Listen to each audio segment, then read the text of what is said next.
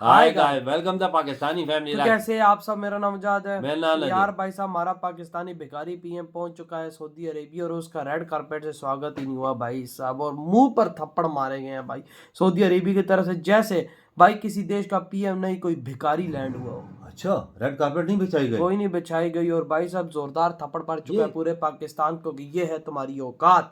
Watch करते हैं भाई साहब, इधर अगर इंडिया लैंड करता है तो भाई साहब उधर भाई सलामियां दी जाती हैं एयरपोर्ट पे, उधर ही रेड कारपेट होती है, और पाकिस्तान उतरा है तो भाई साहब उसको मुंह नहीं लगाया यार। वॉच करते कौन करते स्टार्ट। जय हिंद दोस्तों, मैं हूं मेजर वारिया और आप देख रहे हैं मेजरली राइट। शहबाज शरीफ पहुंच गए अपनी पूरी कैबिनेट को लेकर रियाद, सऊदी अरेबिया। ये क्यों पहुंचे रियाद?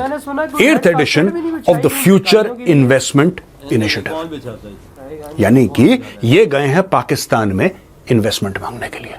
दोस्तों, बड़ी लंबी लंबी बातें हुई हैं। आप जानते हैं पहले कि 10 अरब डॉलर सऊदी अरब पाकिस्तान में इन्वेस्ट करेगा, क्योंकि अचानक पाकिस्तान के अंदर तेल के कुएं पाए गए।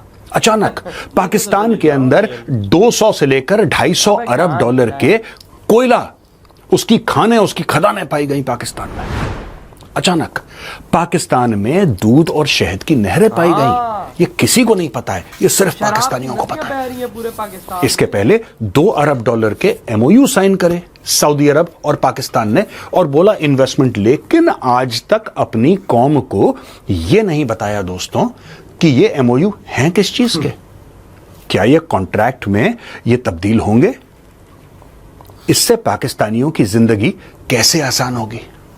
हमारी जिंदगी अभी इन लोगों ने 8 अरब डॉलर IMF से मांगे, और ये जो सऊदी अरब गए हैं दोस्तों, ये भी पैसा मांगने के लिए गए हैं। अब चक्कर ही होता है ना कि आप कब तक आप मांगेंगे। बिल्कुल कि साहब अल्लाह के नाम पे कुछ पैसे दे दे बाबा, तो आपको सामने एंटरटेनमेंट करनी पड़ेगी, आपको सामने नाच गाना करना पड़ेगा, मुजरा करना पड़ेगा, आपको सामने अलग अलग तरीके से पैसा मांगना पड़ेगा। और यही नाच गाना, यही एंटरटेनमेंट करने के लिए शहबाज अपनी पूरी कैबिनेट के साथ गए हैं सऊदी अरब शेखों से पैसा मांगने के लिए, और वहां पे उनकी मीटिंग होगी Mohammed bin Salman, crown prince of Saudi Arabia से। हबीबी, ये तुम गरीब पाकिस्तानियों के लिए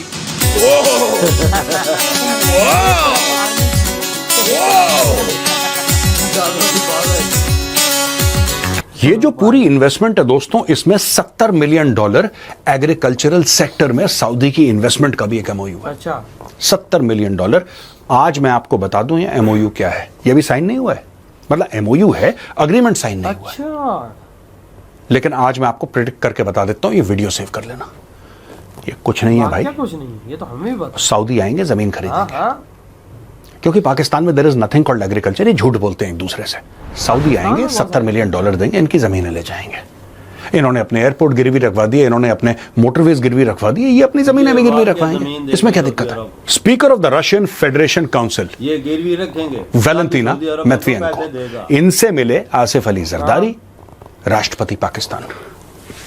गुहार क्या लगाई कि हमें ब्रिक्स का मेंबर बनना है। दोस्तों, बड़ी ये अजीब सी बात है यार, मोदी जी, ये बड़ी अजीब सी बात है। पाकिस्तान कहता है कि हमें ब्रिक्स का मेंबर बनना है, और उसका ये कहना है कि भारत ने हमारे खिलाफ साजिश कर दी है। भारत ने एक बहुत बड़ा हिंदुओं और यहूदियों ने एक गेम कर दिया, वरना पाकिस्तान जैसे अजीम मुल्क को कौन मना कर सकता है यार? कोई मना कर सकता है? किसी की औकात है? वो तो साजिश हो गई, साजिश के चलते पाकिस्तान रुक गया, वरना पाकिस्तान भी ब्रिक्स का मेंबर होता। पाकिस्तान के घाव जो है ना, ये ब्रिक्स वाला घाव है, इसके अंदर नमक छिड़का है किसने? अब दोस्तों, Saudi Arab, Iran, Ethiopia, United Arab Emirates, Egypt, Argentina, इनमें से किसी के पास न्यूक्लियर बम तो है नहीं। हाँ, ये बात तो है। ईरान के पास भी कंफर्म्ड नहीं है, लेकिन ये सारे के सारे ब्रिक्स के परमानेंट मेंबर बन गए। मोदी जी ने इस बार पाकिस्तान तिलमिला गया। ऐसा कैसे हो सकता है यार? ऐसा किस तरीके से हो सकता है कि पाकिस्तान जो कि उम्मा का चुम्मा है, पाकिस्तान वो मुल्क है जो कलमा पढ़ के बना है, पाकिस्तान वो मुल्क है जिसमें जज्बे वाली कौम रहती है, पाकिस्तान वो मुल्क है जिसके पास न्यूक्लियर वेपन्स है, आलम इस्लाम का किला है यार पाकिस्तान। हल्का समझते हो तुम लोग? यहाँ पे 2-2 कौड़ी की अर्जेंटीना और ईरान को तुम बना रहे हो, तुम पाकिस्तान को नहीं बना रहे। ये तो साजिश है, ये तो राह की साजिश है। अब ये साजिश हो गई। तो पाकिस्तानी गए हैं, इनका राष्ट्रपति गया है भीख मांगने रशिया से कि यार किसी तरीके से हमें ब्रिक्स में शामिल कर लो यार। देखो ना ब्रिक्स। अच्छा दोस्तों, फनी बात यह है, मजाकिया बात यह है कि जो ब्रिक्स है ना, BRICS is for emerging economies.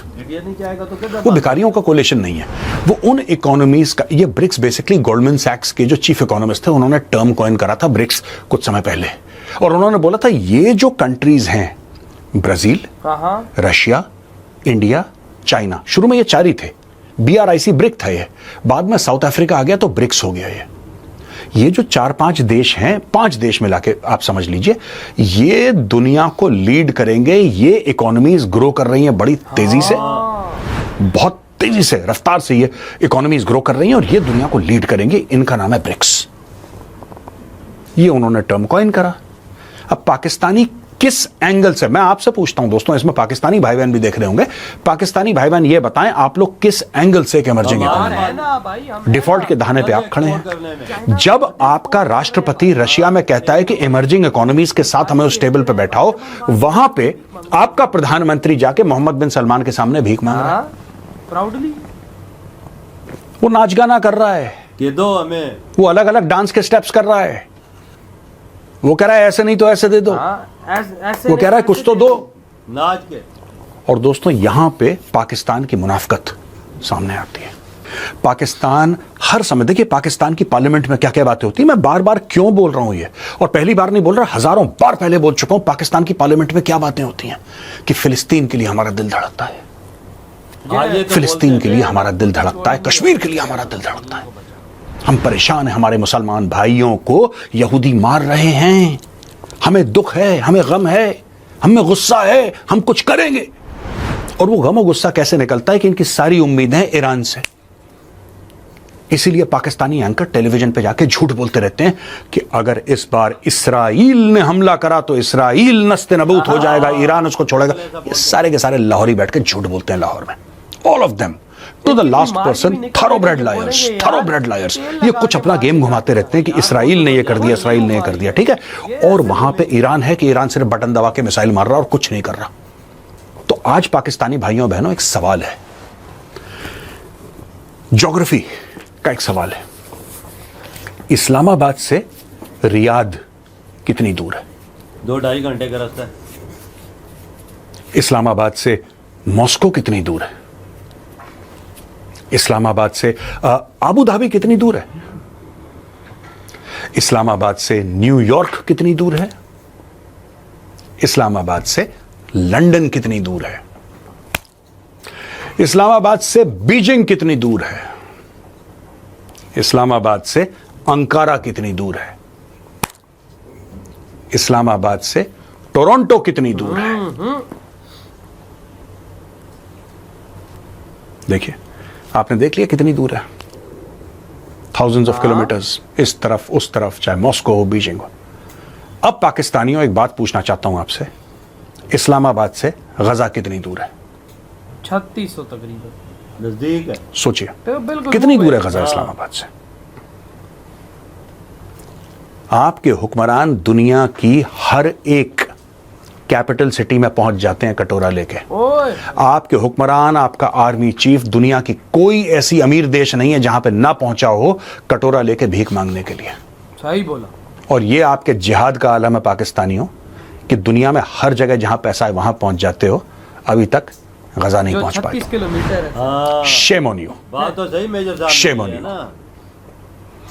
तुम लोग वो कौम हो जिसने इस्लाम को एक ATM मशीन बना रखा है और कुछ भी नहीं। पैसा तुम्हारे लिए इस्लाम कुछ नहीं है, पैसा एक ऐसी ATM मशीन है जो तुम्हें लगातार पैसे देती है,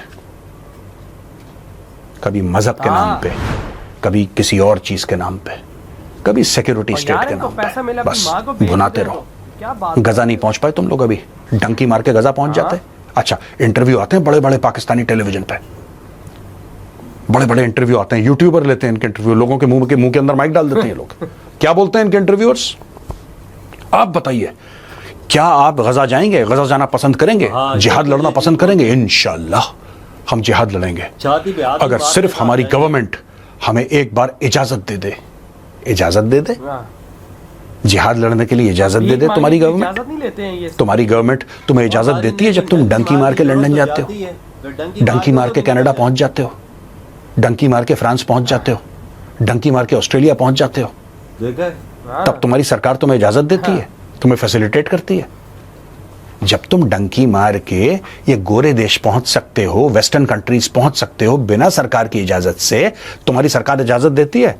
जब तुम मक्का जाते हो भीख मांगने के लिए और वीजा पे कहते हो कि हमें उम्रे के लिए जाना है, मैं हज के लिए जाना है, वो सरकार की इजाजत से जाते हो भीख मांगने के लिए? तुम्हारा जिहाद सिर्फ सोशल मीडिया पे है। बस इधर हुई ये वीडियो खत्म। भाई साहब मेजर साहब ने तो बजा के रख दी भाई। बजा के रख अबे दी भाई कहता है कि भाई साहब तुम लोग वहां पर गए हो पैसा मांगने, तुम उनके आगे पैसों के लिए नाचोगे। पाकिस्तानियों देखो कितनी बड़ी बात कर रहे हैं कि तुम भाई साहब ऐसे नहीं तो ऐसे नाचोगे, ऐसे नहीं तो भाई ऐसे नाचोगे, लेकिन तुम उनसे पैसे मांगोगे और आखिर निकालोगे किस तरीके से भी मतलब निकाल। देखो ना भाई साहब, भिखारी है हम, बेकारी इंटरनेशनल। बात तो बड़ी कड़क है। गाजा 3600 किलोमीटर है, भीख मांगने तो हम पहुंच जाते हैं दुबई सऊदीया, भीख मांगने तो हम दुनिया का कोना। अगर भाई साहब पैसा हमें अंटार्कटिका में भी मिले ना तो साले हम अंटार्कटिका में भी पाकिस्तानी पहुंच जाएंगे। लेकिन भाई साहब वही बात आगे कि गाजा गाजा ओ यार, पैसे के लिए भाई साहब ये पाकिस्तानी अपने माँ बाप को ना छोड़े। और यार ये तो छाती कूटते हैं, फल हमें इजाजत दो, हम फलस्तीन जाते हैं लड़ने के लिए। कूटते हैं क्या नहीं कूटते? हाँ बिल्कुल। ये तो डंकी लगा के गवर्नमेंट इजाजत नहीं देती है कि डंकी लगा के अमेरिका जाओ, फ्रांस जाओ या ऑस्ट्रेलिया जाओ वही ना या भाई, दूसरे लेकिन देशों वही में जाओ। बात है भाई, हमारे खून के अंदर जब भीख है तो साला भिखारी को भीख मांगने से किसी का बाप नहीं रोक सकता। मेजर साहब की एक बात कड़क है कि आज इतने गंदे दिन हम पाकिस्तानियों के आए हुए हैं कि दुनिया हमारा मजाक उड़ाती। किसी देश के अंदर स्टेप रख दो तो कहते हैं आगे से हम भीख मांगने। ओ यार ओ भाई साहब, और भाई मजे की बात, हम लोग वहां पर उतरे, हमारा पूरी कैबिनेट उतरी, कोई रेड कारपेट का स्वागत नहीं दूर तक नहीं था ना, गार्ड ऑफ ऑनर दिया तो भाई अगर मोदी जी सऊदी अरेबिया जाते उधर ही गार्ड ऑफ ऑनर, उधर ही रेड कारपेट, उधर ही भाई साहब उनके कल्चरल में सऊदी अरेबिया का डांस, भाई साहब वहां पे जय श्री राम के नारे, वो तो छोड़ ही दो। हम लोग गए तो हमें कोई पूछ भी नहीं रहा था। क्या हुआ यार, यहाँ से उतरा है तो कोई बंदा ऑफिशियल ही नहीं आया वही आगे, ना। ना रेड कारपेट बिछाई गई है। कसम से मेजर साहब की एक यार बात वजह कड़क है। दरअसल भैया भीख मांगने वाली की रिस्पेक्ट तो नहीं होती ना। भीख मांगने के लिए बंदा जाए तो उसकी क्या इज्जत करेंगे वो? उन्हें पता है कि हमें इनको कुछ देना है, तो ये मांगने के लिए आ गए, इनके लिए रेड कारपेट बिछाओ। बेकारियों के लिए भाई साहब कौन सी रेड कारपेट है? और पाकिस्तान कहता है ब्रिक्स में ऐड करो। पाकिस्तानियों जब तक मोदी जी हैं तुमको ब्रिक्स में कदम भी नहीं रखने देगा वो बंदा। यार किधर रखने देगा? इमर्जिंग पावर्स को वो ऐड अप कर रहे हैं अपने ब्रिक्स में। भाई साहब गधे एक्सपोर्ट और भिखारी एक्सपोर्ट करने वालों को वो कभी नहीं ब्रिक्स में ऐड होने देंगे। वो तो 100 बिलियन डॉलर की इन्वेस्टमेंट आ रही है इंडिया में, खुद वो चल चल के आ रहे हैं स्विट्जरलैंड जैसे। और इधर क्या हो रहा है? इधर भाई साहब तुम लोग गधे काट काट के चना का एक्सपोर्ट कर रहे हो। पैसों को ब्रिक्स में कैसे शामिल करेंगे जो गधे एक्सपोर्ट करें? भाई आपके क्या थॉट है? इधर ही वीडियो खत्म करते तो